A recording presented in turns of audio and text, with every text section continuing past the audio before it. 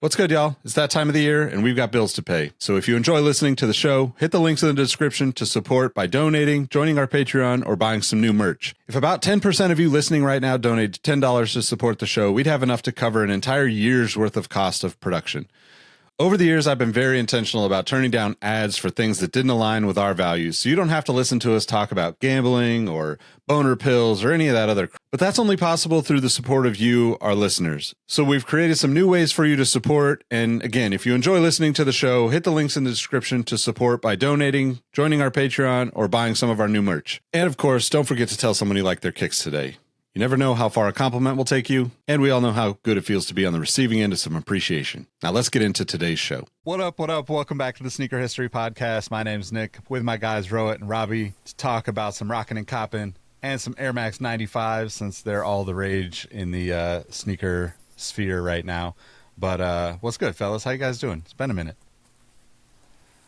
Happy to see you again, big fella. That's all I'm going to say, and you know we're here for you, and I don't know what else needs to be said about that, so I'm just happy Thanks, man. We got the triad. Next time we'll get Mike, too. Yep. It's been a long time. Happy to have you. Happy to be back. Kind of wearing the same hat. I was going to say, I didn't get the memo. You get the black hat memo? Some people tend to be black hats in life. I would not necessarily use that to describe my two gentlemen friends here on the podcast, but, you know, sometimes life be lifing. I don't want to veer off topic right away, but Nick, your brim is always perfect. I finally started doing the steamer with a water bottle and like doing that to mine, and mine's getting close to yours, but instead of just doing it manually and just try to bend it, I finally learned to get the steamer in something round. Is that what you do? I still most of them are still manually done. It's just steamer. over time. Like the steamer definitely helps. I've done that a couple of times. I mean, you guys know me. This is a safe space. I'm the laziest motherfucker around, man. Like, I don't clean my shoes. I don't clean my hats. Like, I have enough clothes to last a couple of weeks before I do laundry. It's a horrible experience living in a house with me, and I'm speaking on behalf of my girlfriend right now. But, you know, it's just as what it is. So, yeah. Nick, what have you been rocking then? Anything on your radar? What's on your? All right, so I'm gonna start with Coppin because the good folks at PF Flyers just sent over these new Bob Cousy joints, which have like some pretty cool details. Like there's a 14. I see it now. Yeah, and actually, what's cool about this? I mean, other than the fact that they are still working with Bob Cousy and he's in his 90s, which is super dope. They actually updated the cushioning, which, you know, like this is basically like the thinness of the front end, but they're like super thick on the back side now versus the originals had next to nothing in there. But that was pretty cool because I've never actually owned a pair of PF Flyers, which sounds crazy for somebody who started a site called Sneaker History. Every time I tried to get a pair, I just missed on my size. So this is like kind of a bucket list shoe for me to have. And they changed it up to, like, I don't know if you guys can see this, but this is like actually leather. The tongue's leather, the lace eyelet holders, like the lace stay is leather, and then the rest is like kind of that old school canvas. But I don't know. I was pretty excited to just like, it was a nice distraction. Let's put it at that. But rockin', I pulled these out today. The Air Jordan 20. These were called the East Coast, but they're the chutney colorway.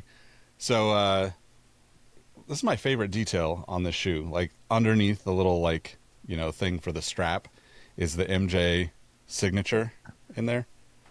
And then obviously just the I mean, these are a little smash, but okay. They'll be good once I get them on feet again. So they lived a good life. Yeah. The 20, right? I'm more than plenty. The 20, yeah. Lasering, man. Lasering. What a time. Chutney. That's one I wanted to buy a couple of years ago when they retroed, but it's too rich for my tooth, price wise. But gorgeous, weird shoe. Yep. Gorgeous, weird shoe. I've had a pair of PF Flyers. They sent me a pair a couple of years ago, and they were great. I'm just a Chucks guy, so it's hard not to. So for me, you know, a couple months ago now, Reebok sent the Aries Instapump Fury collab, and even in this low lighting, they look super badass. I've worn these at least once a week the past month and a half. I wear them to the gym. They're so sleek.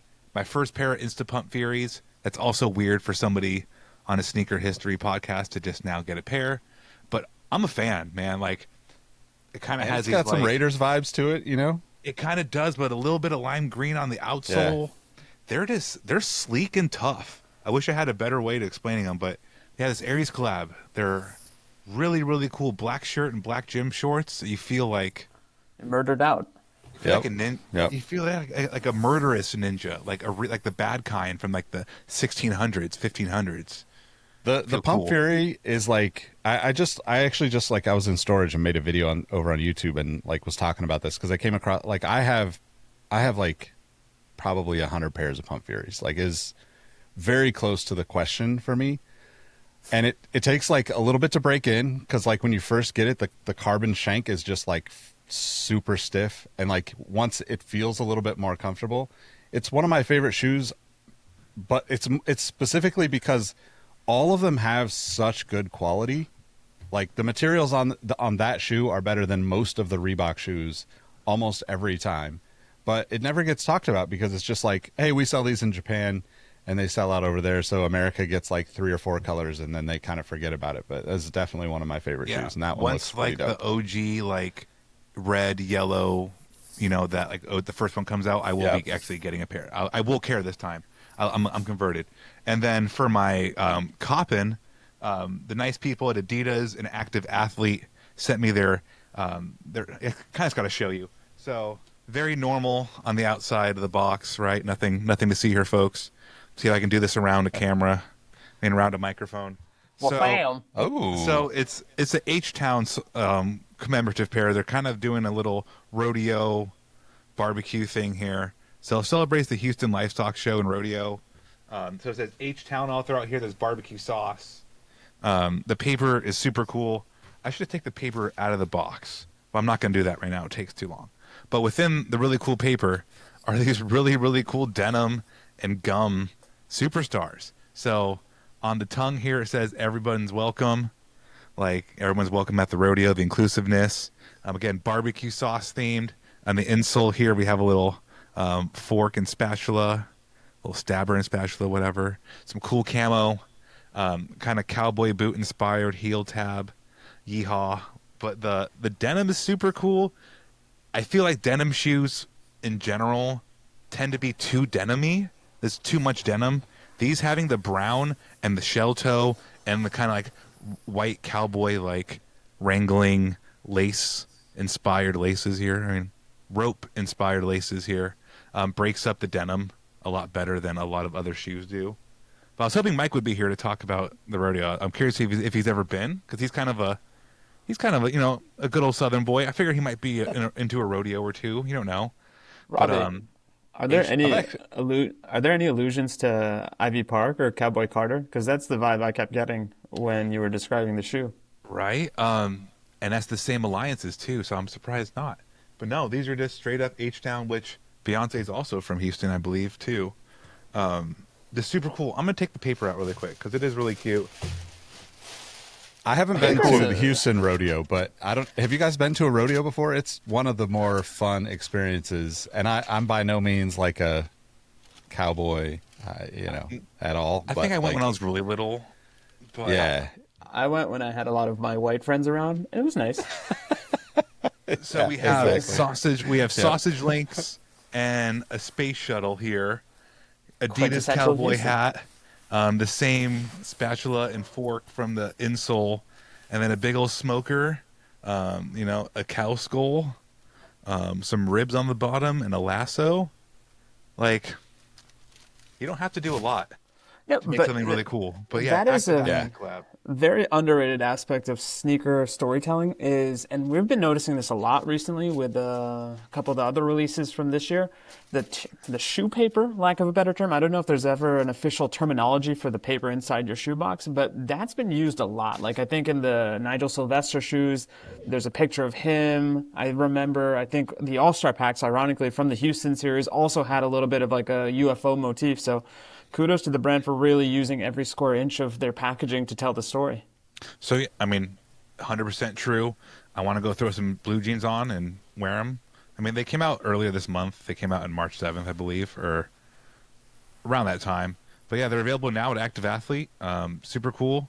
Go check them out. Active Athlete's actually one of the oldest, like, the sneaker retailers. So go check them out for anything just to support small business or medium business, local business. Local. Yep. That's the one I want to use. But yeah, really cool. Check them out. Yeehaw. Okay. I tip my hat to you, sir. And now Yeehaw. for my rocking and copping, I guess what I've been rocking this week is, guys, correct me, the Kobe 11 lows. And was this like an HTM collab? Because I remember 3 shoes coming out, and this was the Tinker pair because it takes obviously the inspiration from the Black Cement 3, which at the time was one of Kobe's favorite sneakers. But I think, wasn't there a El Capitan colorway? And I'm trying to remember what the third one was, but very underrated shoe. If they ever want to do a retro of this shoe, I would not mind, because it is iconic in the Black Cement colorway, and so certain colorways just don't miss. And then, speaking of not missing, and an implicit allusion to the Jordan brand, I also got my hand on a pair of Nick Engvall ones. That's right, I'm calling them the Nick Engvall ones, not the band ones. So yeah, thank you to Jordan brand for hooking a brother up as he was parking to get to his next meeting. Nice, man. I believe those are Nice. called the Warrior Kobe 11 Elite lows. My computer froze. I tried to Google Kobe 11 Elite low. I'll go ahead and look them up while you guys glamp some more, and maybe I can come back around at the end of the episode and put people on game. Because yeah, there's a Admittedly, bright blue like, one. There's a couple. Yeah, the 11, 12 era of Kobe's was like, I just cannot remember any of those names, which is odd because, like, I could tell you like what the Carpe Diem 4s were, but I couldn't tell you what the newer. I mean, so Rohit, I'm happy you have that shoe. I think I had like 3 pairs of the 11 low EMs. They're so tight. Like, I don't like the way they feel. So don't own I them sized anymore. up because that particular era of Kobe, to your point, Robbie, was so narrow, and I was just like, I don't want to get a foot eating disorder, but I feel like I have to, because I always use the analogy of the corset on your foot, and that's very much how we felt during that time and era. So I'm kind of glad that the new Kobe's feel a little bit more loose in the front, if you get my drift. Only ones I still have are like the Mamba Moment engineered mesh, like Nike ID pair. I had the Bruce Lee ones. I had the Black History Month and Marion Aces. Anywho, not important. We're talking Air Max 95s, which kind of has some through lines and colorways with the Kobe's. If you think about it, Nike likes to use a lot of the same motifs over and over again positively. If it works, it works. But yeah, we're mostly talking about the 95. First question, who likes the Air Max 95? You guys fans? America. Oh yeah, yeah, yeah. America, Japan. Not to go back to that same theme, Stankonia, but planning on dropping some bombs over Baghdad. Japan sending PlayStations. I think the 95 is probably the most comfortable of the originals. Like, I like the fit and feel of it better than probably the 90 and the 97s. Like, I mean, like the mainstream, like, history of air kind of shoes. It's probably the top for me. The 97 is very narrow. It's very banana-like. Yeah. So the 95 does have that more rounded shape, and not having, in my opinion, not having the full-length airbag and having like the 2 regions of air makes it more comfortable too, a little bit more flexible. Like, I'll get a little lesson if people don't already know. I'll grab a pair right here. So when Sergio Lozano was designing this, he had the human anatomy in mind. And I was just talking about how I find the 2 area setup more comfortable. This was the first time there had been Air Max in the forefoot like this. And these dots here, or this region here in the outsole, is supposed to represent like the human spine. So this is just way more flexible than a lot of other Air Maxes, which also makes it more comfortable. You have, the human skin, like, in the dermis levels inspiration of the outsole and the upper. What else, right? The backbone, the spine, I guess the ribs, right? This nylon mesh and stuff kind of going over the front of the foot, supposed to be like the ribs, the lacing structure. Like the era, a lot of fast lacing setups. These have them too. Attached tongue. That's it. It works. Right. Yeah. I mean, that setup, I don't want to go too crazy, but I mean, this setup just, when something works, it just works, right? Like, there's a lot of discussion now about the Air Max 95 having a resurgence in 2025. But all of us have been around long enough, and I'm sure a lot of our listeners have been around long enough too.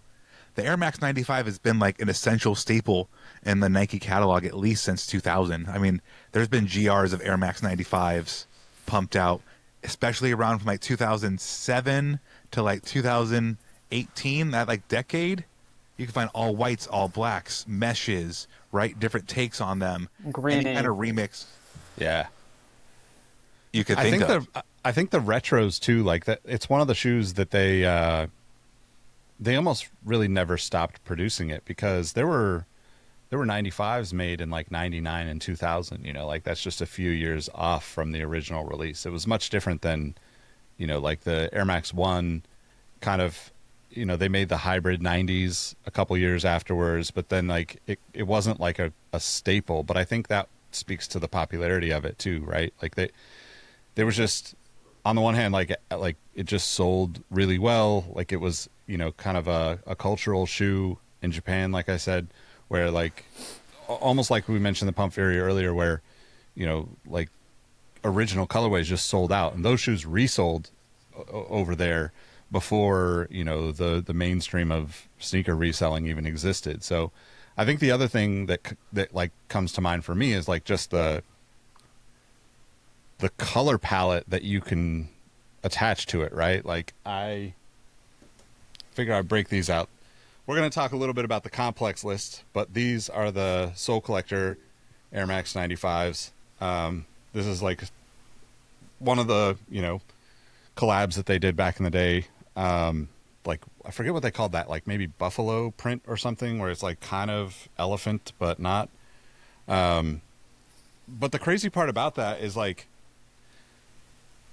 Complex didn't put this one on the list, and I'm somewhat butthurt about it, but I won't get into that. I just think like if you look at this color, you know, like obviously you can do whatever color you want on all these panels. Like you don't get all those options on like Nike ID or Nike by You now, but for a while there was so many versions that were out available, and then you could do also like I think in like 2004 or 5, I did like a black, like essentially like a black and infrared 95, because I love the, you know, infrared 90 and infrared colors are just one of my favorites. But like I alternated the stripes on there because of the Nike ID options back in the day. But yeah, like it just lends itself to like so much creativity when it comes to the colors. I think better than, you know, most shoes. Cause like if you do the same kind of thing, like on the 97 we were talking about, it just doesn't pop in the same way, you know, like it doesn't have that like wow factor to it, you know. And you could imagine like a shoe like this that's, you know, they've done GS colorways inspired off of this one now, but like imagine seeing this shoe, you know, in the tunnel of an NBA game, or, you know, on the street, you know, of a marathon or something, because people were running in them when they first came out. So I think it's a pretty statement shoe for Nike, in my opinion. Now, if I can use that as a jumping off point, it's funny you guys mentioned the fact that it's such a ubiquitous shoe, because one thing I feel, especially comparing it to the other quote-unquote pillars of Nike's modern footwear resale retro identity, the Dunk and the Jordan 1, I don't feel that there's the same amount of sneaker fatigue associated with this silhouette the way it is with the Dunk and the Jordan. Could you guys maybe talk on why that might be? For me, I'm happy you brought up both the Dunk and the Jordan 1, because those two shoes, much like the 95, and really, you know, the Question, a lot of shoes, do the same kind of just little tweaks to color palette switches. Think, you know, the bread toe, the grape Jordan 5 versus like the infrared Jordan 5. Just, you change the color palettes. And for me, the 95 here, you can do the Comet Red, you can do the grape, you can do the orange, you can do Solar Red, you can do this Volt. You can do is swap out one piece of this puzzle, and for me, it still works every single time. You can fundamentally do the same thing and have it not get stale in the same way. I don't think the Jordan 1 can. Like, I guess the design is just so simple and classic that if I see like the Orc Yellow or a Chicago, where it's the exact same blocking, just yellow instead of red, you know, insert shoe X, whatever I'm talking about, just doesn't work as well as changing one color of a 95 and having it still just pop. I mean, for lack of a better term, the Volt pops, but I think about the grapes, the Comet Reds, and the oranges particularly. Like, they're all different and they don't miss. I know they're not like this, or I mean, the 95s are, the grapes are original colorway, and the Comet Reds are too. Anywho, but what I'm getting to is like, none of them feel less than this Volt colorway, even though they're not the Volts, and not the same way like an Orc Yellow is not a Chicago Jordan 1 and never will be. But like the 95s can kind of still interplay with each other on like the top end of sneaker greatness. That make any sense? It's kind of a weird way to I think it's, you know, like there's like the mainstreamification of like the Jordan 1 and the Dunk, which as sneakerheads, even though like we all love those shoes, you still want to wear something unique, you know, like for instance, you know, the band ones, like getting that pair. I haven't even worn them yet because I'm seeing people wearing them right now. So I'm like, I'm not, I'll sit on it for a little while before like it gets like really, it's almost like it gets to the point where like I have to wear them. And I feel like with, you know, the shoes that you see everywhere, you know, I guess the blessing and the curse of the 95 is that it's always been one of the more expensive Air Max shoes, even on the retro form. And so like I typically am not paying full price for a 95 as much as I love the shoe. I mean, I would rarely pay. I did pay. So also in the video that I put on YouTube recently, I pulled out like the JD Sports like reverse Volts that they did a few years back that are basically like, if you took the neons that Robbie's holding up and you took the Ueno Mitas that were essentially a flipped version of that with black eyelets and combined them, like JD did an in-between version that was really beautiful and the materials were great and everything. I think I got a couple of pairs of them even because I was just like, okay, this is a shoe I'm going to wear regardless. And I think the beauty in it is that it's slightly different than, you know, like the others, but like it's still a color that people will recognize and be like, oh, that's a cool colorway. Where I don't think people are looking at, you know, like a bread toe or, you know, some of the variations of the band Jordan 1 that have come out, the mids, I forget which one came out a few years back that was like, you know, a slightly different shade of red, but it was like clearly a band, you know, colorway. And those shoes are beautiful, but I think they're not intended for like the diehard sneakerhead, or not the diehard. They're just not intended for sneakerheads. They're going to be for the diehard collectors who have to have every pair of a particular model or color of a particular shoe that they love. But they're really for the person that's not going to sit on Sneakers app waiting for a release, that's not going to enter into a drawing, that's not going to be on top of the news to buy shoes. It's for the people that are going to casually walk into a mall store or a Nike outlet or a, you know, Nike store and be like, oh, I love the Bulls colorways, so I'm going to get that. And what I think is cool about the 95, and I think what, to Robbie's point, like you didn't really have that with a 95. You didn't have like, oh, like I'm just going to go buy, you know, a bread colorway of the 95 because I like the Bulls. Like it still lived kind of in its own space of like more collector driven and more like sneakerhead enthusiast type buyers, even though it has all the like, you know, all the perfect parts, let's say, to become one of those shoes like the Dunk or the Jordan 1 where, you know, you could produce tons of them. There's no doubt in my mind, and I think you guys would agree, but like there's nobody that has worn a 95 that's going to say that it's more comfortable than a pair, or less comfortable than a pair of Dunks or Jordan 1s. Like it's just the technology advanced so far. And to Robbie's point about the cushioning, you know, like I think about that a lot. We've talked about it a few different times, but like the full length Air just doesn't make sense to me. It's don't get me wrong, it is mad comfortable cush. Like if you're just chilling, an Air Max 2013 when they first rolled out like the full bags, you know, like not the 2006 versions that they did, because those 2006 Air Maxes, you know, had bubble issues. But once they got to the point, the one, no, 360. The 360. No, 360s. Air Max Yeah. 360, Once yeah. they got to the point where, you had like I think of like the LeBron 7, right?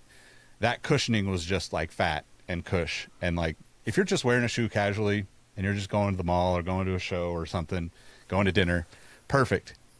Super retiree cushioning. That's all you really want, right? Like, this shoe is more like, okay, like they were holding on to something that was a little bit more performance oriented.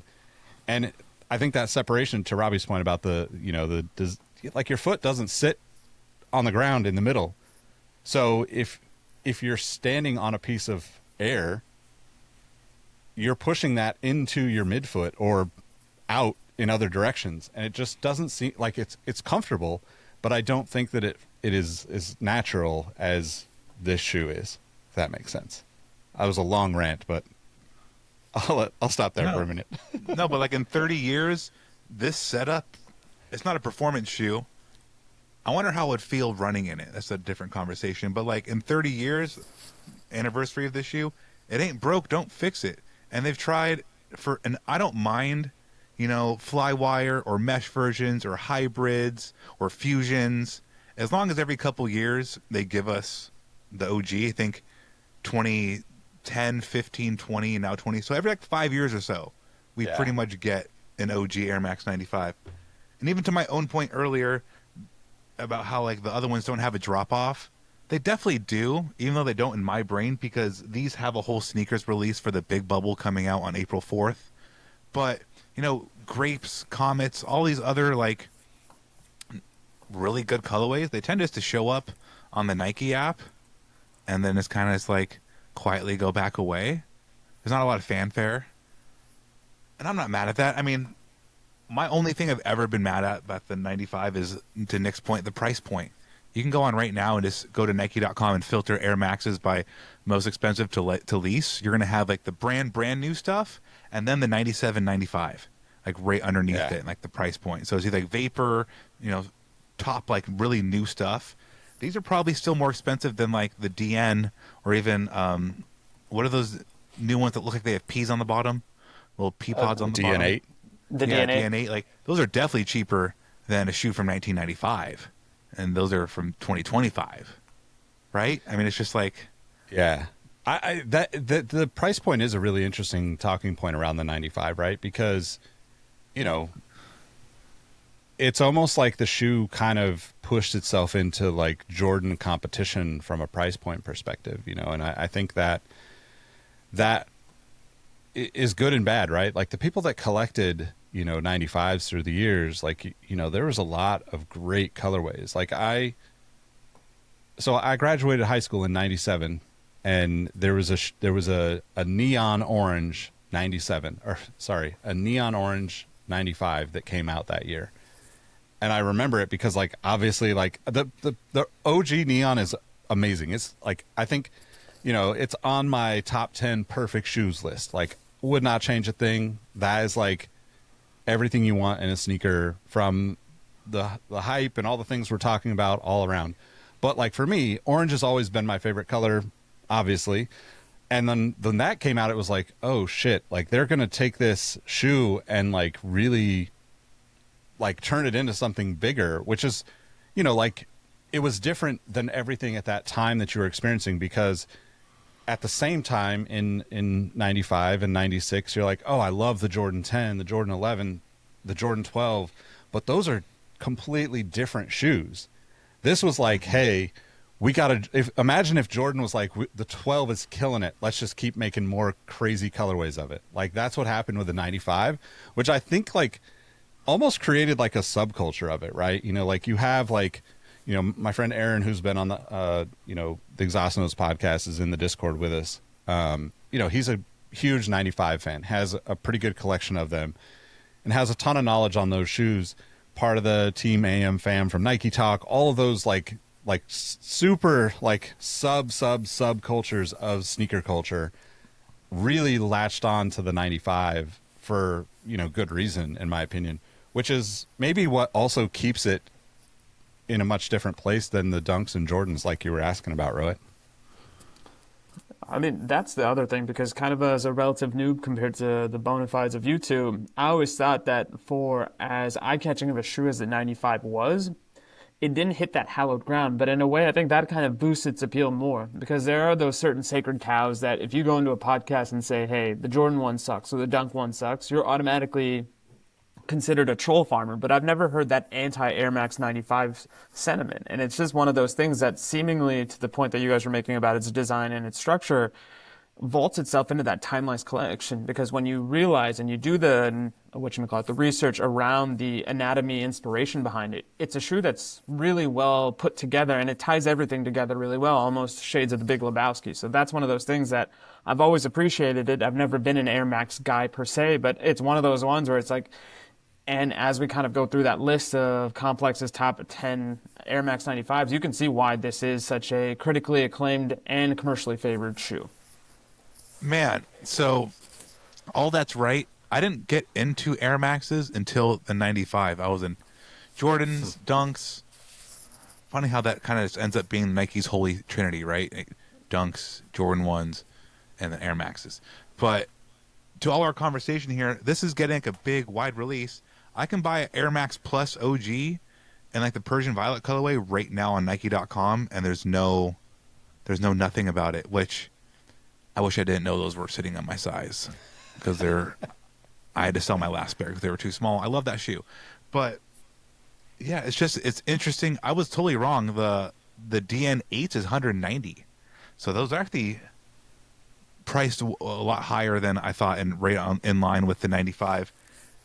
To kind of close this thought, the 95 and 97, I would say, are always like, there has to be a heritage model, right? In like a line or a sector of footwear.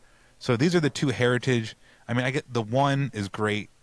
That's probably talk myself into a corner in a second here. The Air Max 1 probably is in there too, and the 90 also. But like, they aren't as expensive. They're not like, they're flagship shoes, but they're not priced aspirationally, or top of the line pricing. Like the 97 and 95 always will and always have been.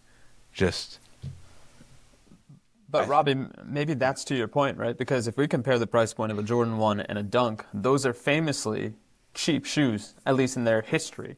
The Air Max 95 has almost been that upper echelon or that upper pinnacle of shoe from a price point perspective. Maybe that's part of the reason why it's considered still more of a luxury and not a ubiquitous shoe. To Nick's point about, hey man, you can go to any mall in America right now, you will probably see at least 5 to 10 people wearing some sort of hybrid or some sort of Jordan 1 or Dunk. And there's also kind of an overlap between those two silhouettes, whereas if there is an overarching theme of this episode, is the 95 is the 95. There's nothing like it. There's never been anything like it since it's happened, no matter how many tasteful promotional materials Nike comes up with that kind of show the lineage and the history behind the Air Max's evolution. It is a shoe that stands very much on its own, and it continues to have a very unique legacy. Yeah, I got to warn listeners, this episode may cause you to start looking at Air Maxes online, because I'm totally listening to this conversation, but I'm also very distracted by all the bright colors. And because like Nick was saying earlier, like not just the Air Max line, but particularly the 95, like no other shoe in the series, you can just really do anything with it. And I mean, some shoes don't look great when you go balls to the wall with color. It's like hit all of the hues of the rainbow. But you can go like the Olympic from 2004 Air Max 95 has the Olympic ring colors. That looks fruity. It's not fruity in a negative way, but like Fruit Loopy, but like too much color going on. And like the Olympic, like the Miro Jordan 7, right? That also has an Olympic multicolor thing going on. Am I wrong? I think they had the Miros were Olympics, right? Yep. Like Yeah, Olympic I think colorway so. themed. So like those look weird, look out of place. The 95, you can go all black on. Like you're literally holding a great example. You could put multi-color on one side and all black on the other, and it still looks good. You can do animal print. It still looks good. Like the Comme des Garçons one, I don't like the tear. They've done a couple different like jagged lines on the upper where it's not like a perfect separation of each color, and that's fine. They've done like hyperfuse. Remember those where it's kind of just like one panel and the colors kind of just like gradually change across the upper. That's super cool. The Juventus from 2003, Rohit knows soccer better than I can, but white, black, and yellow never goes out of style.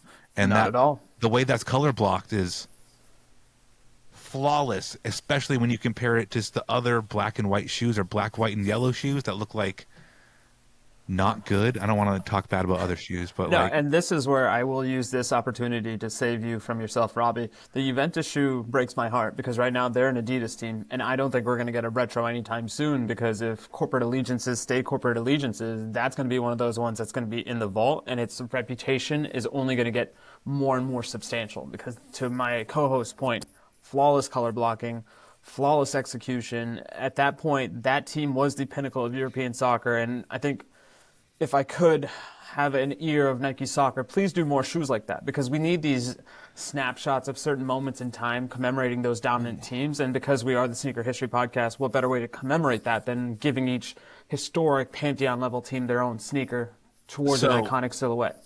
Snapshots in time, right? 1995, the Charlotte Hornets are coming into the NBA. That purple or navy and aqua, you know, I'm talking about the Charlotte Hornets colorway. Taking the starter over the jacket. world. Yeah, taking over the world. And then you have things like the Slate Air Max 95 that same year and the Grape. So they both release, drop colorways. And they're just so like encapsulating of that time. That colorway was everywhere. Everything wanted to have that color blocking. Everything wanted to have pinstripes. These aren't pinstripes, but when you kind of look at it, the stripes are kind of just horizontal pinstripes. It's a timeless shoe while also perfectly hinting at the time it came at. I think not to go off on a huge tangent here, but doesn't every design want to be like timeless, right? Isn't that like the goal of great design is to live on forever? Like this looks just as good on Jerry Seinfeld's foot in 1997, 2 years after it released, than it does on him wearing it on a pair of like Kicks and Coffee, Cars and Coffee, whatever show he does now. But like, they don't ever look out of place. The Hyperflight, don't get me wrong, very futuristic shoe. They were looking forward on that puppy. Didn't quite land that landing. Didn't quite stick the landing 20 years later. 30 years later, bullseye. It's like... Yeah. I think, too, like, the other thing, like, you know, if we get...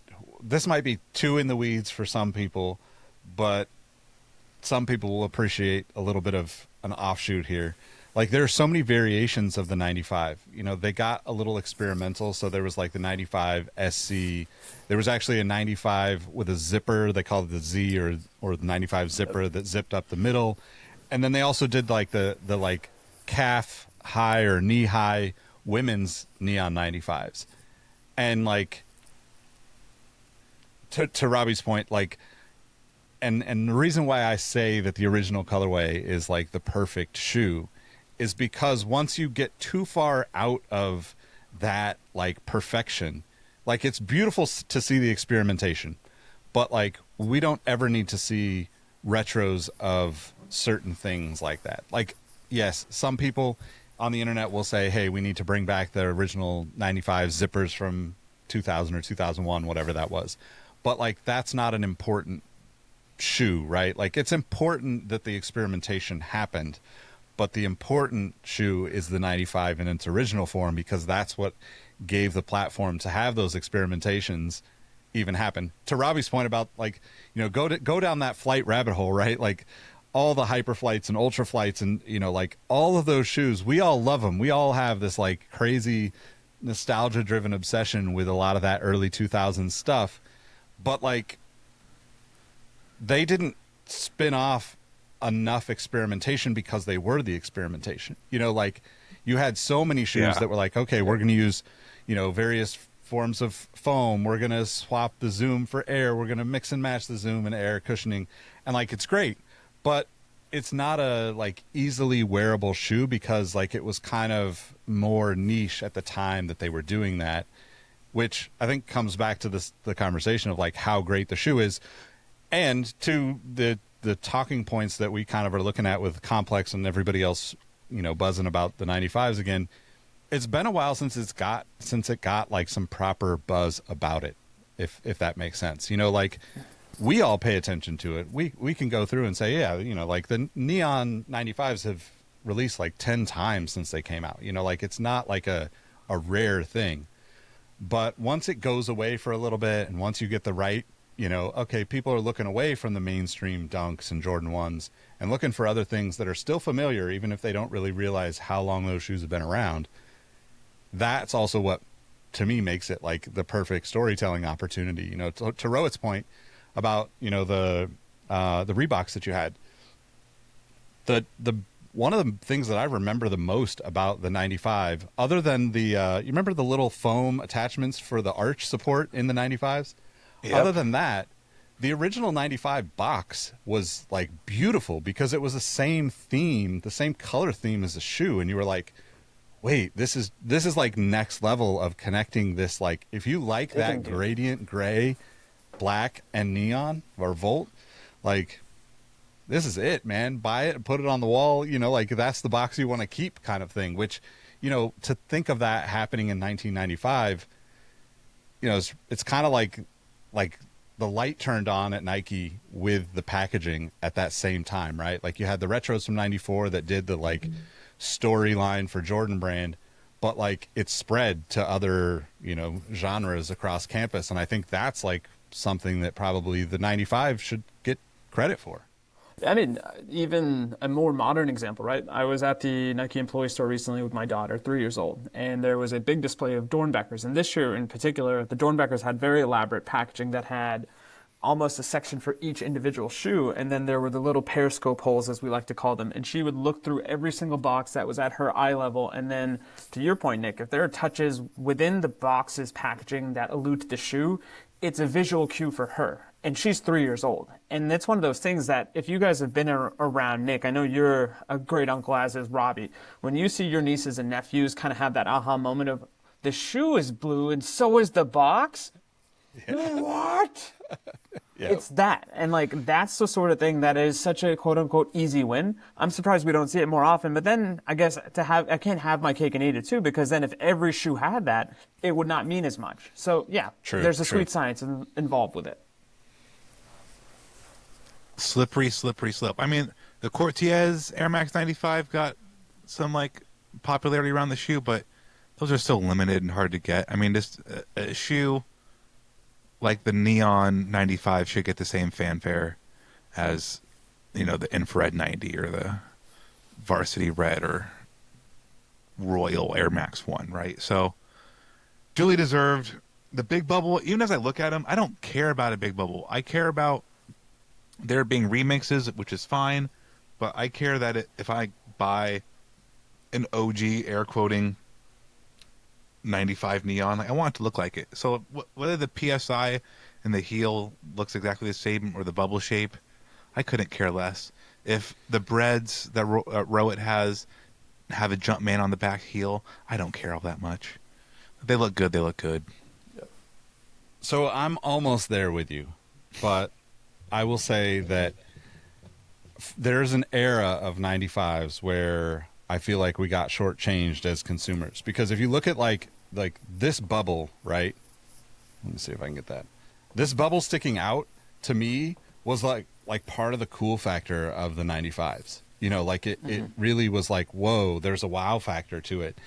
And that even in the last like 2-3 years, like the reverse neons that I was talking about, that I'll put some pictures up in here for those watching on YouTube. Those bubbles were definitely lacking, you know, and you kind of see it with like the rest of the Air Max stuff. So like, I think there's like added excitement around this release too, because they're kind of going back to a place where that visual aesthetic of the shoe actually has a more nostalgic feel than just like colors thrown onto the modern version of it. You know, it's like, whether it's the Band 1s or, you know, like the Air Max 180s that they came out with recently, you know, where it's like, oh, this is the full bubble that like I remember as a kid trying to draw with my brother.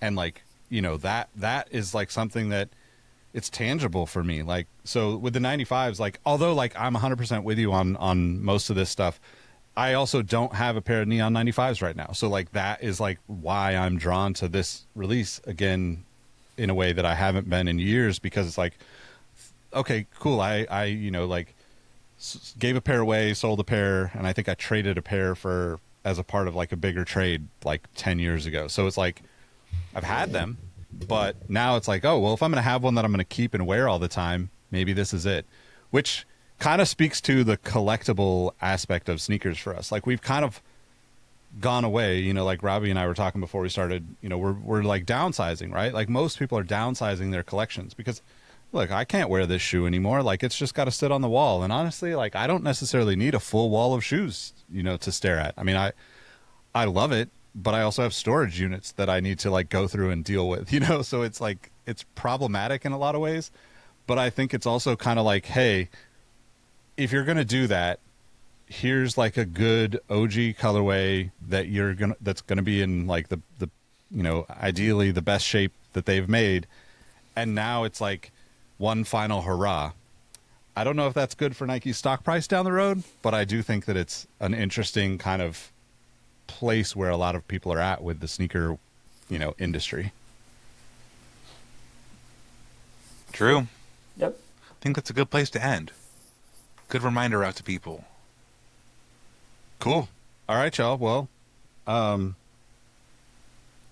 if you're not in the Discord, I don't know what you're doing, but that's pretty much where I hang out all the time. And these guys are in there as well. And we're going to get back to doing some fun stuff. Also, I think I might need to just see if I can hop on with Mike and talk about this trivia night that he had, because the pictures had me feeling a little bit of FOMO. So look kind of fun. Looking epic. But good yeah, turnout. Exactly. But we appreciate y'all. If you haven't left us a review, please do so. And thanks for listening. We'll catch you on the next one. Thanks, everybody. Peace out.